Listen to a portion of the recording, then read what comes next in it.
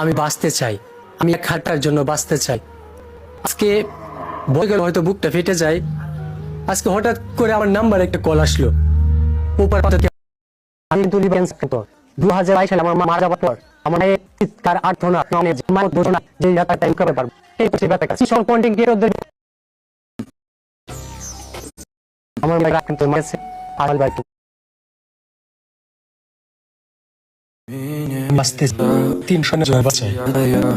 এবার চিন্তা করেন, এটা মানুষ কষা হইলে লাইনে পাশে আমি বাঁচতে চাই, তো আমি সব